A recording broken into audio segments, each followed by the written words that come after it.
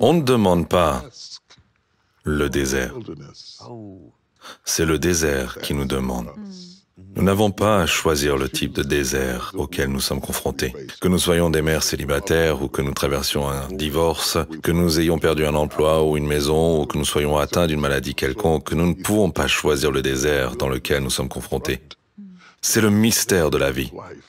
Nous ne le savons pas jusqu'à ce que nous y soyons. Ce que nous savons, c'est que Dieu y sera avec nous. Que ce soit une épreuve ou bien un désert, ne sont-ils pas censés être pour votre amélioration maintenant et pour toujours dans l'éternité? Vous savez, je suis si heureux que vous ayez dit cela parce que beaucoup de chrétiens pensent que c'est leur travail de changer leur environnement. Alors que bien souvent, c'est à l'environnement de vous changer. Et dès que vous comprenez cela, je suis allé en West Virginia et je pensais que Dieu m'avait envoyé là-bas pour construire une église. J'ai réalisé plus tard que Dieu avait envoyé l'église pour me construire. Je n'étais donc pas censé construire la maison du potier en West Virginia. Le temple de la foi, qui était le nom de mon église, était censé me construire pour que je puisse venir et construire la maison du potier. Ainsi, le désert vous construit, quel que soit le désert dans lequel vous vous trouvez. Et j'aime le mot que vous utilisez, non essentiel, parce que cela transcende la culture, les niveaux socio-économiques de la vie. Il n'y a pas une personne dans ce monde qui n'a pas eu à faire face à un sentiment d'inutilité. Que ce soit dans votre mariage, dans le cas d'un enfant qui vous manque de respect, dans le cas d'un travail qui vous manque de respect, dans le cas de la perte d'un emploi ou dans le cas d'un serveur de nuit dans un café ou un relais routier. Il y a des moments où nous remettons tous en question notre valeur parce que nous avons besoin de l'affirmation des autres pour nous donner un titre et une reconnaissance. Et finalement, nous devons être sevrés du lait maternel de l'affirmation humaine afin de pouvoir manger la manne qui tombe du ciel et savoir qui nous sommes parce que c'est ce que Dieu dit que nous sommes. Wow. T.D. Jakes, avez-vous déjà, à un moment donné de votre vie, lutté pour payer une facture? J'ai dépassé la lutte. Ils ont coupé l'électricité. D'accord. Donc, vous savez ce que c'est. Oh, beaucoup de choses à ce sujet. Comment et par quel désert avez-vous traversé pour que vous êtes arrivé à un point où vous dites que cela ne va plus se produire et que cela a cessé? Quand vous êtes-vous débarrassé de cette absurdité dans votre vie? Lorsque cela a fini par m'enseigner ce que Dieu essayait de m'enseigner, ce n'était pas un manque de sa provision, il y avait un trou dans le seau. Ainsi, peu importe la quantité d'eau qu'il versait dedans, je le perdais toujours parce que je n'avais pas appris la discipline de la gestion des finances.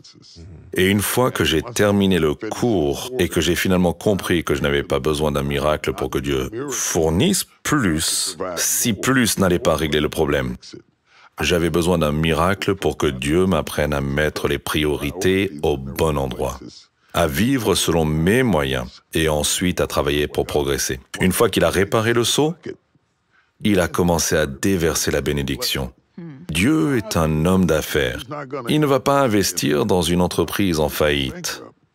L'un des versets les plus étranges de la Bible est celui où Jésus dit « À celui qui n'a pas, je retirerai ce qu'il pense avoir. » J'ai pensé « Oh mon Dieu, c'est brutal, je ne veux pas prêcher ça. Je ne veux pas dire aux gens, s'ils n'ont pas, tu vas leur enlever ce qu'ils pensent avoir. » Et il dit à celui qui a, j'ajouterai à ceux qu'il a. J'ai dit « Cela semble si injuste. » Dieu ne peut pas verser de grandes bénédictions dans des vases brisés. C'est comme essayer d'aimer quelqu'un qui refuse d'être aimé. Peu importe le nombre de fois où je dis « je t'aime », tu vas toujours partir en t'en allant et en disant « oui, mais est-ce qu'il m'aime vraiment ?»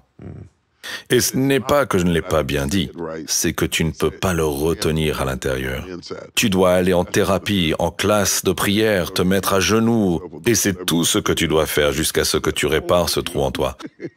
Parce que je suis fatigué de dire la même chose 50 fois par jour. Vous ne pouvez pas le tenir. Et ce que nous devons comprendre pour atteindre ce point d'inflexion, où vous dites « je suis prêt à changer », vous devez également atteindre ce point de correction, de sorte que lorsque vous faites le changement, vous pouvez rester changé parce que plus d'argent ne va pas réparer les mauvaises habitudes.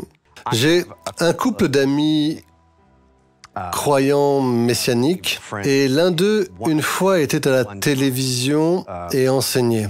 J'étais en train de regarder, j'ai traversé la cuisine et la télévision est allumée et il a dit quelque chose d'intéressant sur le désert, que le mot hébreu pour désert est midbar. Et c'est une chose intéressante que lorsque vous et moi parlons d'un désert, c'est plutôt une allégorie pour le mal. Une expérience dans le désert signifie que vous avez soif, que vous avez faim, que vous êtes perdu, que vous avez chaud, que votre cœur est paniqué et que votre désert provoque la panique, l'hyperventilation et ce genre de choses. C'est à cela que nous pensons pour le mot quand vous êtes dans une expérience de désert. Eh bien, ça craint. Mais le mot hébreu n'a aucune sorte de connotation négative. Aucune. Zéro. Il signifie l'endroit où vous rencontrez Dieu. Vous voyez, il était dans le désert et c'est là que Dieu se trouvait. Ok, maintenant c'est terrifiant, je suppose, pour le... Naturel. Oui, la fumée qui se dégageait de la montagne, le tremblement de terre et le feu, et le visage de Moïse qui brillait, et ça l'a effrayé. Et ok, donc... La présence de Dieu est quelque chose qui va attirer votre attention, pas d'une manière qui va vous faire sauter autour et agiter un drapeau et être maladroit. Elle vous fait mettre à genoux et votre visage à terre pour ne pas être brûlé. Et c'est certainement ce que je ressens comme la présence du Seigneur. Ainsi, l'expérience du désert pour le monde hébreu est un endroit où Dieu se trouve. Comment pouvons-nous obtenir cette expérience que quelqu'un vit en ce moment? Comment pouvons-nous les amener à penser « Attendez une seconde, T.D. Jakes essaie d'expliquer quelque chose. Cela pourrait être une opportunité pour moi. » Comment pouvons-nous amener quelqu'un à penser dans la bonne direction sur cette chose? Je pense que notre premier penchant naturel et normal est de se dire « Sortez-moi de là. Sortez-moi de là. Je n'aime pas ça. Sortez-moi de là. » Lorsque nous découvrons que Dieu ne succombe pas à nos jérémiades et que nous nous calmons, alors nous passons à la deuxième étape. Que veux-tu que j'apprenne de cela? Et quand on commence à arriver à cet endroit, on arrive à l'endroit où je suis ouvert pour recevoir cela en tant que rabbin. Le désert est mon rabbin qui vient m'enseigner un aspect de Dieu que je n'avais jamais vu auparavant. Et j'aime penser au désert de cette façon. Je pense que Dieu avait donné rendez-vous à Israël dans le désert, qu'ils ne l'avaient pas vu depuis 400 ans. Et ils ont invoqué un Dieu qu'ils n'avaient pas connu, servi, adoré, auquel ils n'avaient pas offert de sacrifice depuis 400 ans. Et il a dit, laisse aller mon peuple pour qu'il m'adore là dans le désert. Il leur a donné un rendez-vous. Et il leur a montré son pouvoir à nouveau. Il leur a montré ce qu'il pouvait faire. Il leur a montré comment il pouvait guérir. Il leur a montré toutes ces choses de sorte qu'au moment où ils arrivent à la terre promise, ils étaient familiers avec lui. Et enfin, une fois que le rendez-vous était passé, il les a circoncis. Et maintenant, ils entrent dans l'alliance. Ils ne pouvaient pas entrer dans l'alliance parce qu'ils avaient été séparés pendant 400 ans. Cela représente 10 générations. Ils avaient besoin de le connaître à nouveau. Et il a fait ses preuves dans le désert. Il a fait ses preuves aux eaux amères de Mara. Il s'est révélé au serpent d'airain qui a guéri leur maladie. De sorte que lorsqu'ils sont arrivés au point de prendre l'anneau de la circoncision, qui a prononcé l'alliance, ils étaient arrivés à un point dans leur compréhension qu'ils savaient qui il était. Et je crains qu'aujourd'hui, nous en sachions plus sur l'Église que sur Dieu. Nous en savons plus sur nos partis politiques que sur Dieu. Nous en savons plus sur ce que nous n'allons pas supporter, ce que nous n'allons pas subir, nous n'allons pas faire que sur Dieu. Nous nous sommes éloignés de Dieu. Nous aimons la musique. Mais dépouiller la musique, est-ce que vous le connaissez? Je suis sur le point d'être heureux. Je dois faire attention parce que je suis toujours de la vieille école. Je suis un croisement entre votre génération et celle de vos parents. Alors je l'ai senti, je l'ai ressenti. Je l'ai ressenti. Je suis avec vous jusqu'au bout. Je l'ai ressenti tout du long. Vous le connaissez? Et il n'y a rien de tel qu'un désert pour pour le prouver. La chose que je continue de ressentir et que je ne sais pas pourquoi, mais quelqu'un me regarde en ce moment et il vous écoute, vous parle. Je n'ai pas besoin de leur livre, je ne suis pas fauché, tous mes besoins sont satisfaits, je m'en sors bien, je m'en sors merveilleusement bien. La vérité, c'est qu'il n'est pas nécessaire d'être fauché, de ne pas avoir d'eau ou d'avoir d'électricité coupée pour être dans un désert. Vous pouvez être PDG et être dans un désert dans votre cœur, émotionnellement, traumatiquement, maritalement, et c'est la pire situation, la pire des déserts parce qu'il y a des dispositions pour les pauvres. Il y a des choses que vous pouvez faire et que vous pouvez aller avoir, mais il n'y a pas de disposition pour les riches dans leur désert. Vous devez être dans un désert secret. C'est pourquoi il y a tant de suicides. Et je sens à travers le Saint-Esprit que quelqu'un qui a l'air bien à l'extérieur, mais qui est une épave à l'intérieur, vous avez honte de l'admettre. Vous ne pouvez le dire à personne, vous n'obtenez aucun réconfort. Et pourtant, à l'intérieur, vous n'avez pas d'ennui.